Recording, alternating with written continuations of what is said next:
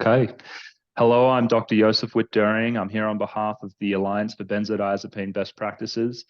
And today we're going to be interviewing Alexis Ritvo, who's the medical director for one of I think it's kind of the largest organization out there at the moment, who's really promoting the safe prescribing of benzodiazepines. And we're going to talk about some of the projects and I guess some of the work that's been going on in this space, because a lot of people who may be listening to this, they may have had really bad experiences with benzodiazepines. They've been harmed. They're wondering, how does stuff like this happen, and what are people doing about it? So this conversation is really about what are kind of organizations doing about this, and I'm so pleased to have Alexis here. So Alexis, I'm going to turn it over to you, and I'd just like you to go ahead and introduce yourself. Sure. Well, thank you so much for having me. So as you said, I'm the medical director for the Alliance and have been for the past year. Took over from one of the founding members, Dr. Stephen Wright, and had actually met him through our work together in Colorado with the Colorado Consortium for Prescription Drug Abuse and their benzodiazepine action work group that we co-founded. And there's been a lot of great work being done between the Alliance and the benzodiazepine action work group and some of our other organizations, like the Benzodiazepine Information Coalition. I think all of these groups have some very similar goals and take kind of different perspectives. So the Alliance has really been focused on how do we decrease the overall initial prescribing of benzodiazepines, as well as how do we help make sure that those that are put on benzodiazepines are prescribe them more within the bounds of what we know is safe use of them, or safer use, and that individuals that are started on them really understand what the risks are of these medications, especially if they end up on them longer term. So some of our projects have really related to that. I think with those organizations I mentioned, worked on a prescribing guidance as well as a de-prescribing guidance. And I say guidance instead of guideline because these were not, rigorous trials that were yet done. Certainly we need those. But these were rather kind of a review of the literature and evidence that is out there, and pulling it together to say, here's kind of what the evidence says and the recommendations of how you can more safely prescribe these, what you should make sure your patients know about.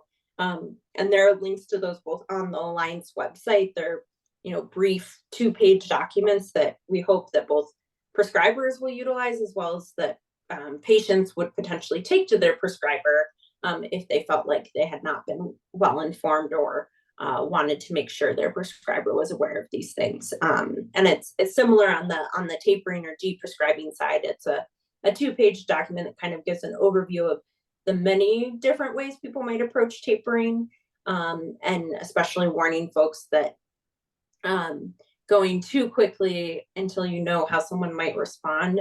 We've seen a lot of people do poorly or become pretty destabilized. I guess another related project that we've done is some of the research or review papers that a group of us have been working on in the Alliance. One was trying to come up with the term for what we were going to call this protracted withdrawal state that a lot of individuals who were on prescribed benzodiazepines seem to develop, because it doesn't seem to quite fit, calling it protracted withdrawal or post-acute withdrawal, which are used a lot in the field of addiction. I should mention so I'm an addiction psychiatrist by training. But what we're dealing with prescription benzodiazepines is most people taking them as prescribed and developing physical dependence and then having difficulty coming off. So a group of us kind of went through a process of, and I believe you were included in this group of email, of voting on different terms to try to come up with terms that we thought more accurately represented this protracted withdrawal state, and landed on the benzodiazepine-induced neurological dysfunction, or BIND, to try to kind of capture the fact that we're seeing people injured by benzodiazepines, and that it has this multi-systemic but especially very focused on kind of brain and nerves impact on people. And so now trying to get some papers published that help explain both how we came up with this term, as well as some of the survey results we've seen of individuals suffering from bind. And I think I'll pick up there because I think it's so needed because yes, it's common. Like so the constellation of these neurological and psychiatric problems which occur in a rare few people who are exposed to benzos. Sometimes it happens when they're on it. Sometimes it happens when they're withdrawn too quickly. It doesn't really quite fit the withdrawal term, because when you go and you talk to a physician and you say, oh, I have this protracted withdrawal, it's almost like they assume that you're going to have this linear recovery where each month is going to be better than the next. And Right. and they also think that, okay, maybe this is something that could go on for a handful of months and that's about it. And that doesn't really fit the clinical course of, I guess, what people are suffering from. So I don't know if you wanted to kind of expand on that, but that seems to be the main kind of concept for me, like finding something that really kind of captures it correctly. Yeah. Right. The parallel I'm increasingly drawn to make for people is what we're seeing with long COVID. So you have this, granted, we're talking about something that we think that is induced by a prescription medication versus something induced by a virus, but this syndrome that is multi-systemic, multi-symptomatic. I think with long COVID, people are more apt to truly believe it's there because we have so many people affected all at once.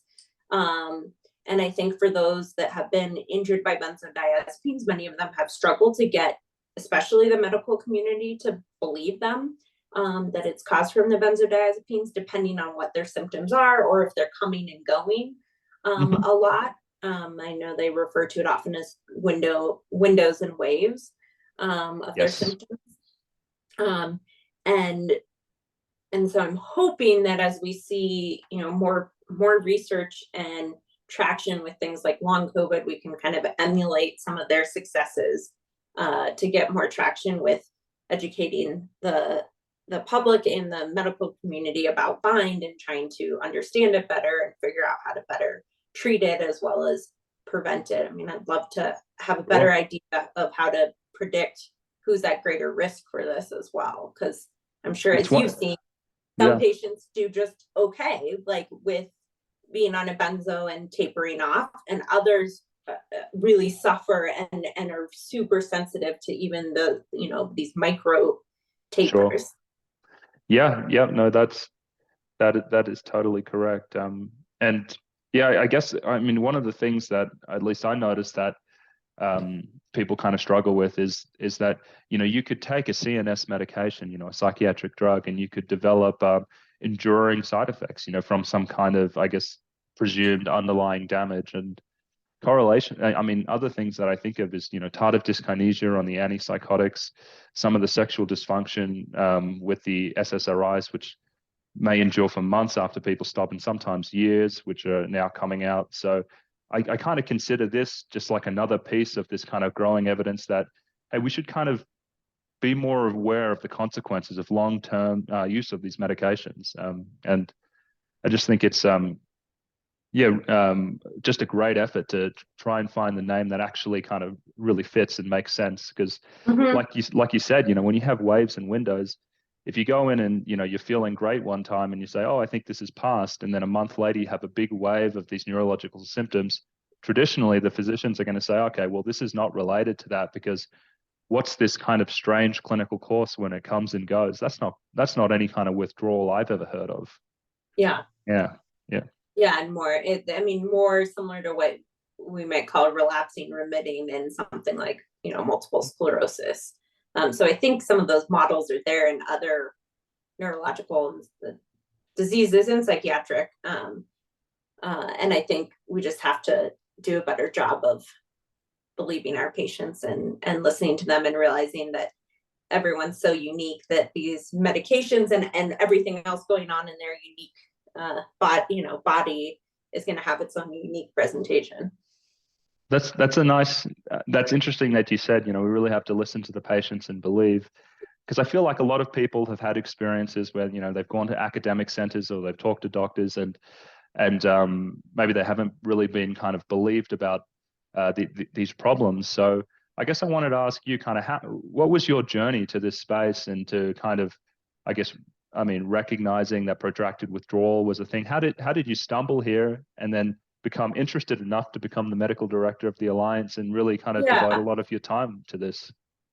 So I knew I come from a family of psychiatrists. So my parents are both psychiatrists. My grandfather was, my uncle. I'm something like number, I don't know, 10 on the Ritvo side. And so I knew I was interested in psychiatry when I was in medical school. And then I increasingly knew I was interested in addiction. I think in part because I liked the heavy focus on kind of the neurophysiology of withdrawal management, as well as, this was a group of patients that often are greatly dismissed or not believed. And yet if you hang in there with them and you really come to understand the disease of addiction,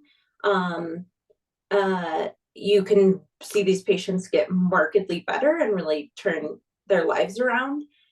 So I found it really rewarding. And then as I was going through training, also seeing, that I guess my residency was really, started in 2012 at the beginning of the opioid epidemic, and saw people, increasingly kind of struggling with how do we treat pain when they're, now these opioids are seen as dangerous and highly addictive. And then similarly started to see that applied to benzodiazepines.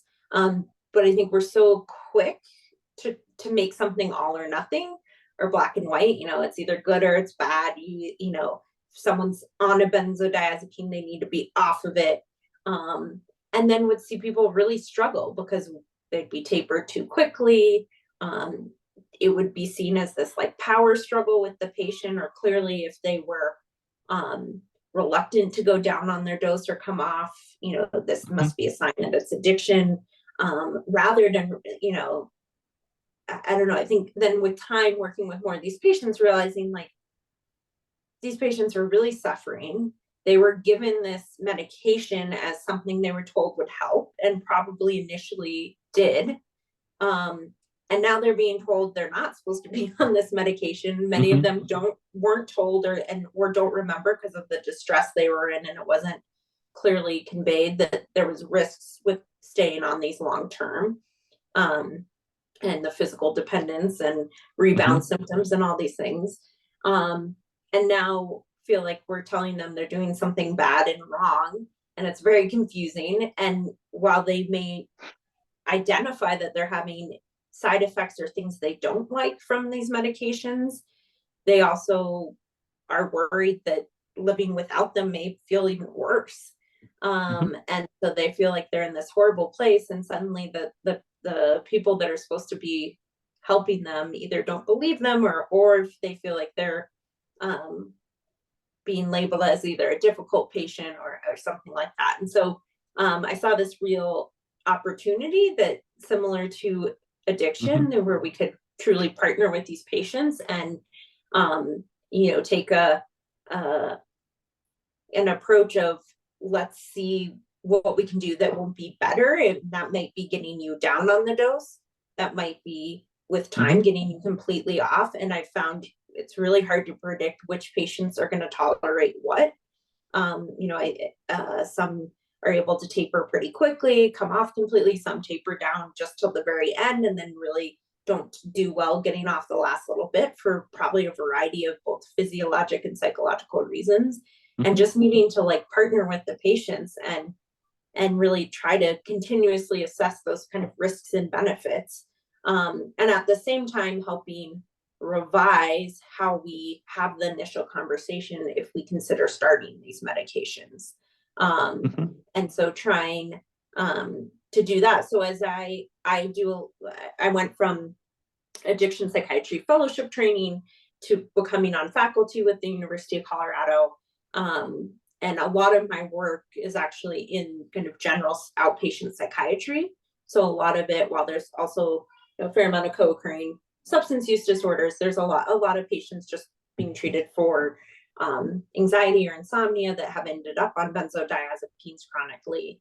And so I found a real opportunity to work with the residents who are treating these patients and try to maybe alter their approach to working with these patients so that it's both more pleasant and more beneficial for everyone. Great.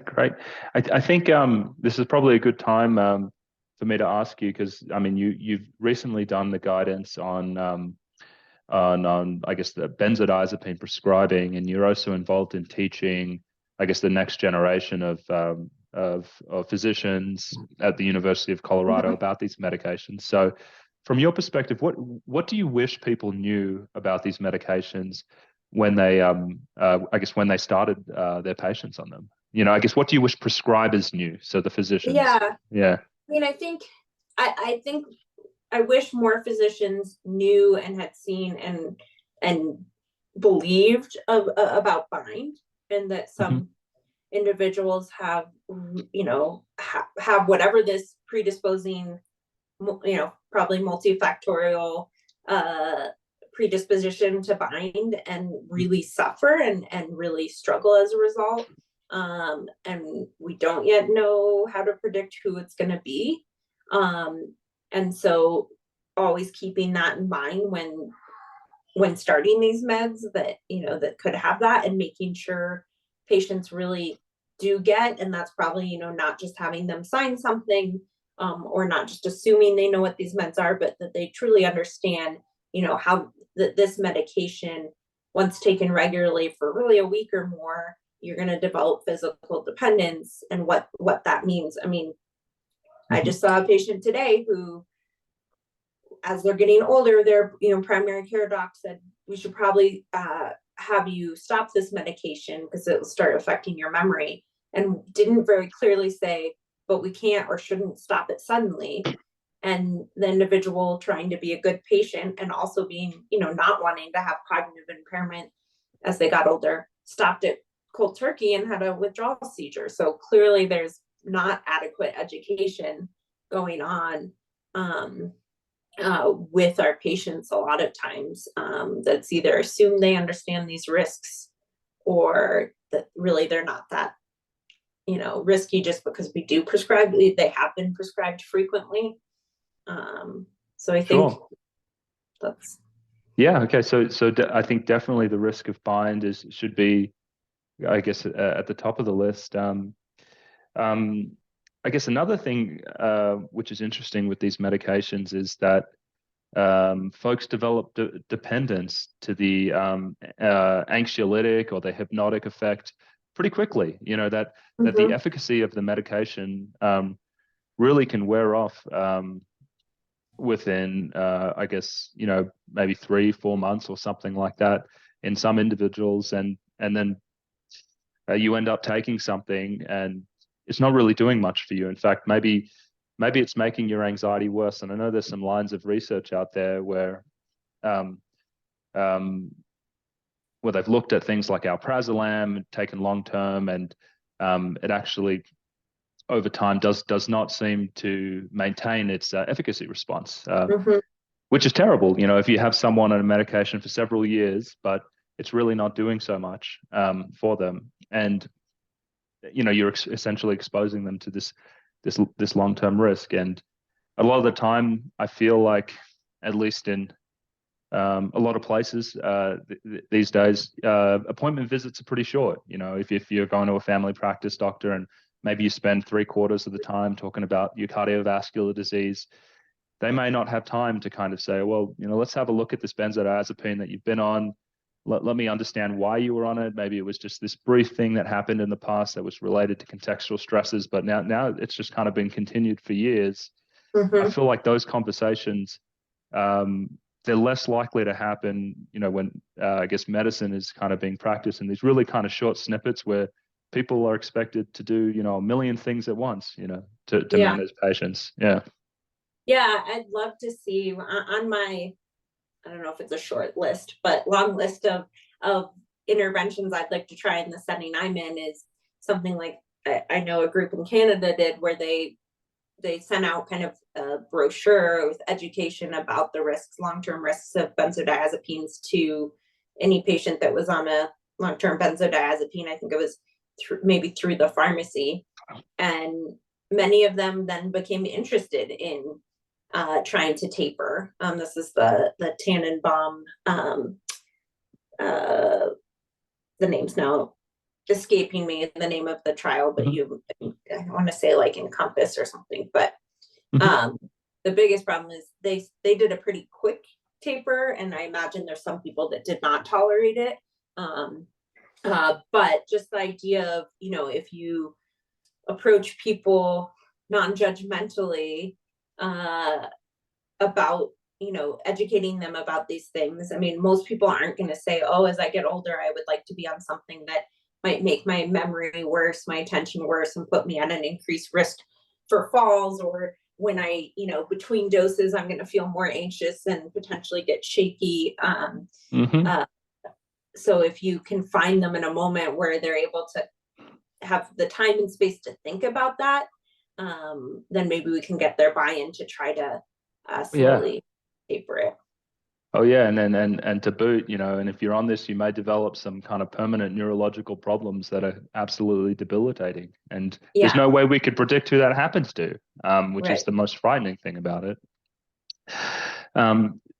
Shifting topics now. I mean, we talked a little bit about de-prescribing, but you've written a de-prescribing guidance as well. So I'd like to ask you, what do you wish that physicians and prescribers knew about tapering patients of benzodiazepines? Yeah, I mean, and I will in no way take full credit for it. Stephen Wright did a lot of the heavy lifting, along with a lot of the members of the work group that worked on it. But I'm glad to be able to say I was part of it. I think first and foremost, there's no one size fits all. I think it's, especially with so many potential factors and symptoms that individuals can experience, you really have to figure out for each patient what's going to work with approaching it, and realize, I mean, like you were saying, with the symptoms themselves coming and going, that how you need to approach the taper may change over time. And so I think, I tell the residents, you want to start as low of a reduction initially as you can, because you want to get the patient's buy-in. You want them to feel like they can handle this. If you do too big of a cut initially and they feel really destabilized, significant distress or dysfunction, they're not going to want to proceed anymore. They're not going to have the confidence that they're going to be able to do this. So I think knowing that, I think, thinking of things from, what formulations do these meds come in, making sure patients understand, we don't have great evidence yet of, do you stay on the same med and try to taper it? Do you cross taper to long acting?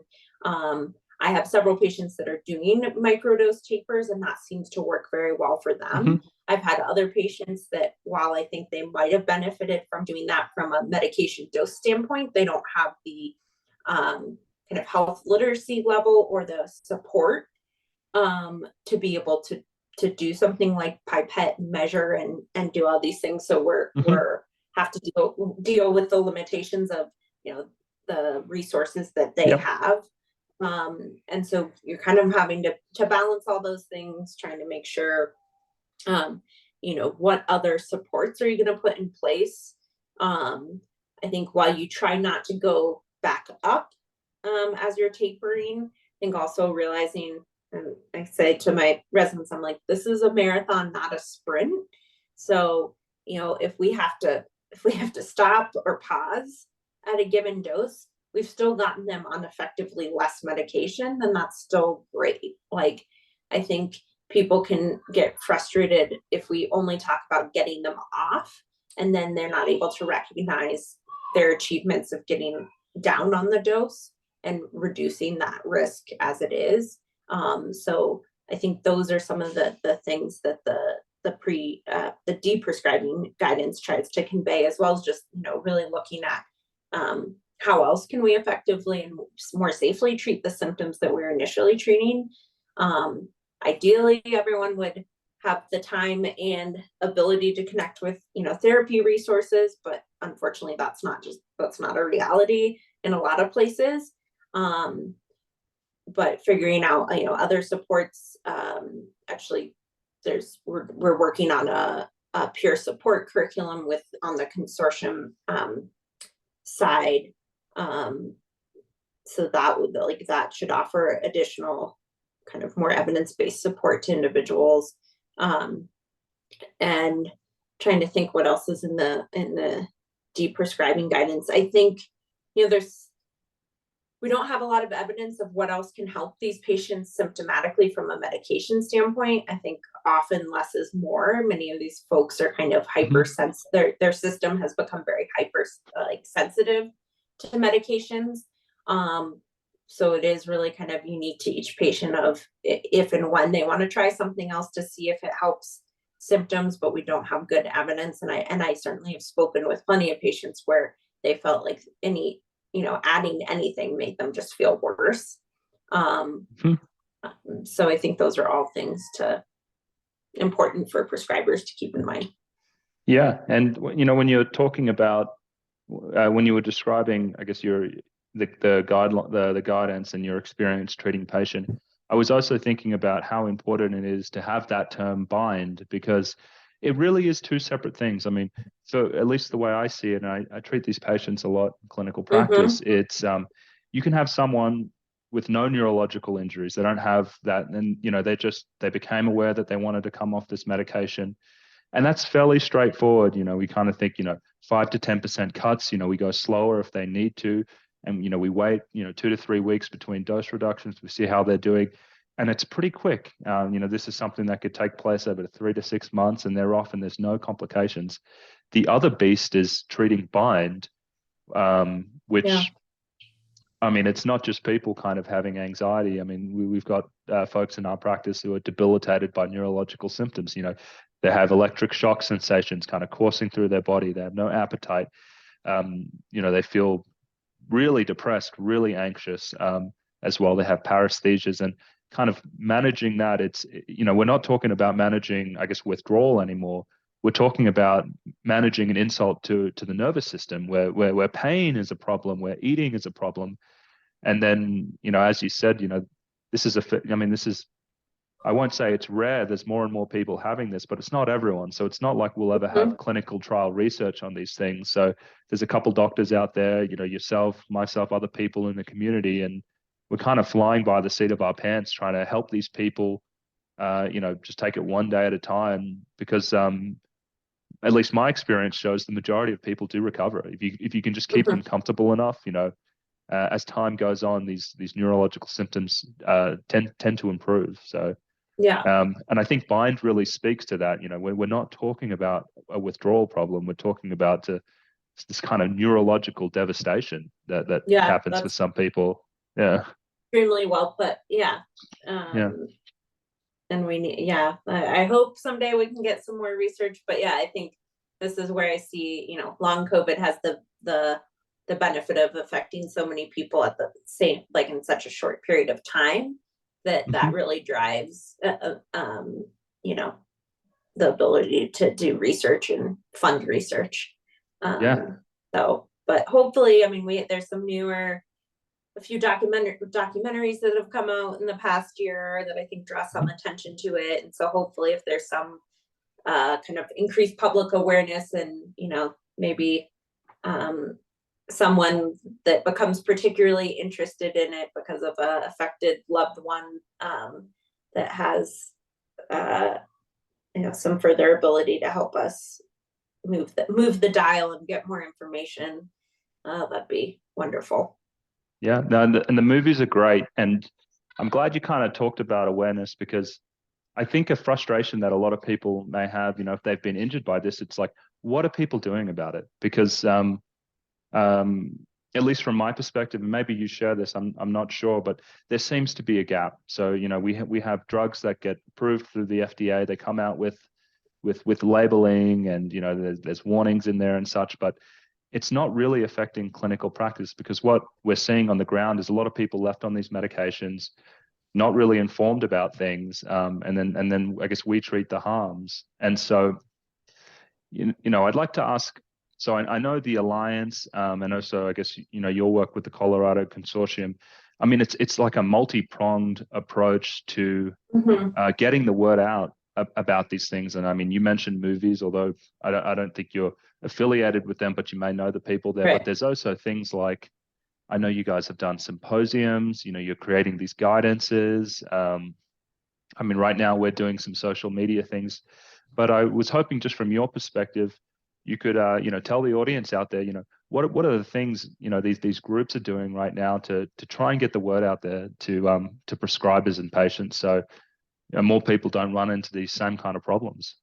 Yeah, I think and thinking both at a local to regional to national level, and then also on a doing education at the various levels of medical education, not because any one presentation will greatly impact prescribers, but at least it may plant a little seed that they'll think about it when they see a patient and the patient complains of having some unexplained symptoms, and they see they've been on benzodiazepine for a long time, or have been recently started, I guess is also potential.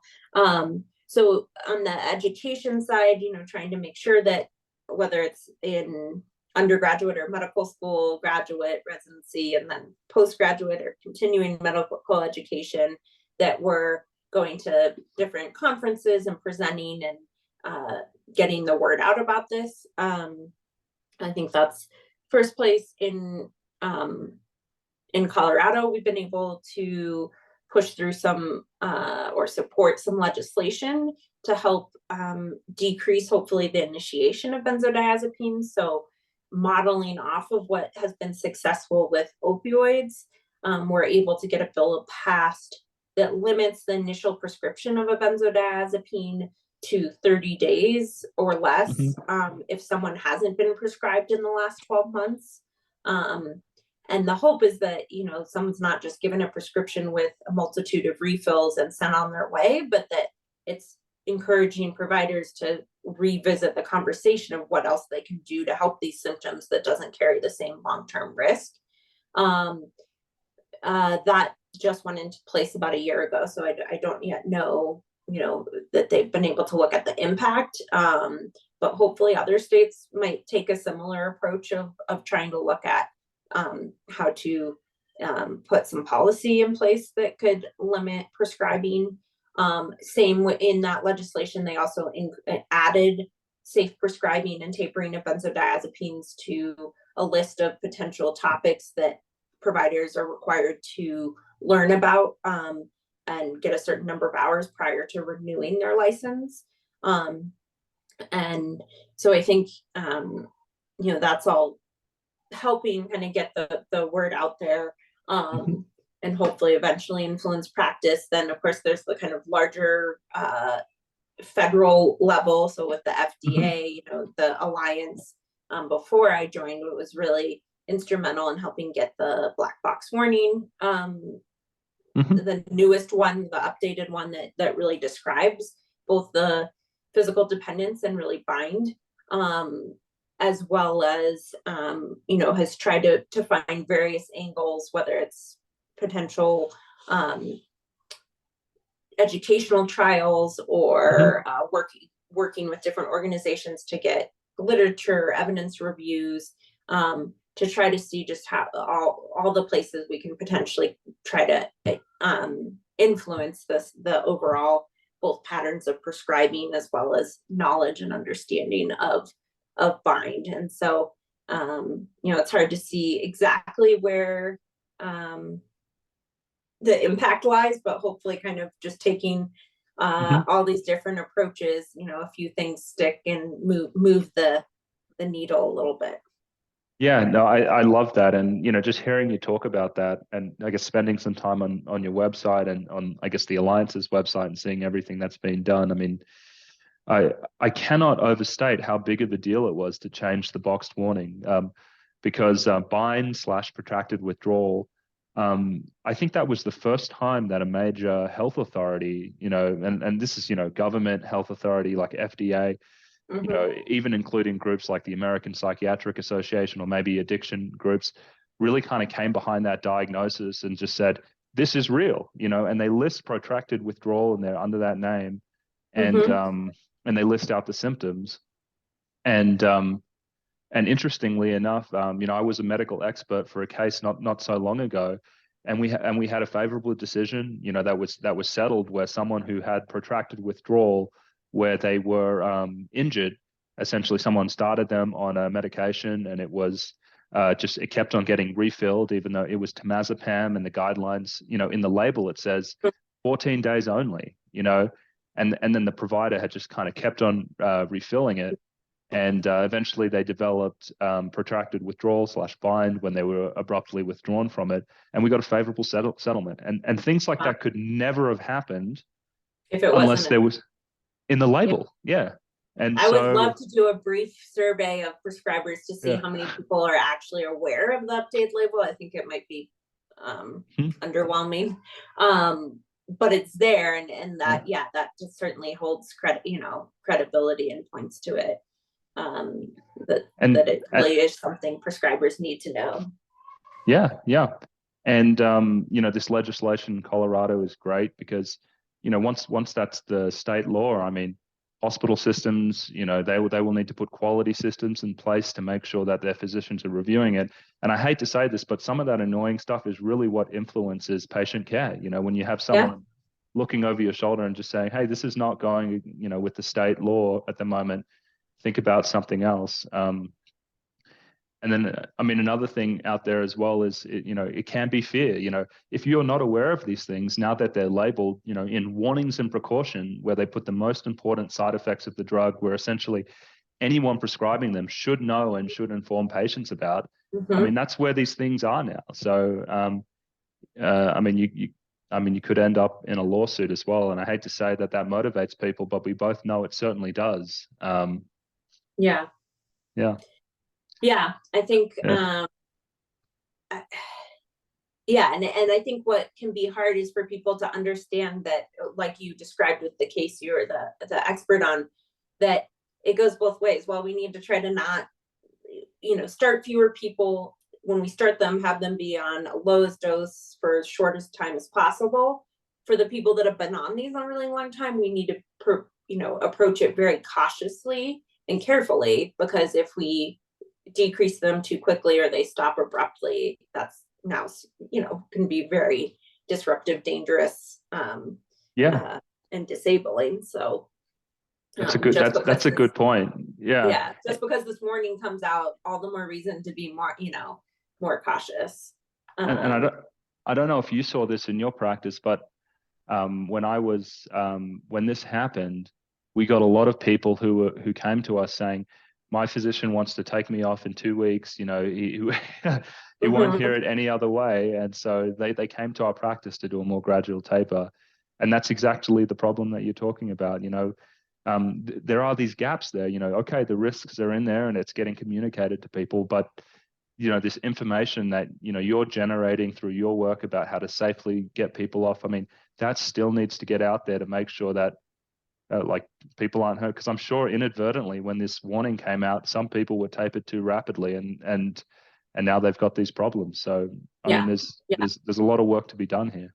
Well, and we need to learn from what we saw with the opioid epidemic, right? There's a lot of people that did get harmed because they were forced to taper off their opioids. They become suicidal, right? That's something there's that research happens out there that you do have to consider is some of these individuals will do better staying on some of the medication. This is iatrogenic, and while we should decrease who we start on it, you can't just take people off quickly. So it's challenging work, but also extremely rewarding as you work with these individuals, and hopefully we can do them justice and get them both functioning better and feeling better, and improve how we utilize these medications and kind of all, at least in our line of work, all psychiatric medications. So. Sure. I think around about now might be a good time to wrap. But I guess I want to say, I mean, you may be aware of this, but in case you're not, I mean, your work and the stuff that the Alliance is doing and the consortium, it means so much for people, especially people who have been hurt, the fact that someone is working on educating physicians, the fact that people are working on how to help people with withdrawal problems. I think oftentimes people are going, why isn't anyone doing this about it, anything about this? And you guys are. So, I mean, it's a huge deal. So, thank you so much for, everything you've done for this space, I guess, on behalf of the people with Bind. And thanks for agreeing to do this interview. And you can hear the chorus of young, hungry children behind us. But my pleasure. And I'm so glad that you're part of this group as well. And look forward to future discussions and collaborations. Yeah, same here. Yeah, have a nice evening. Go and take care of the hungry children. Thank you. Bye. Bye.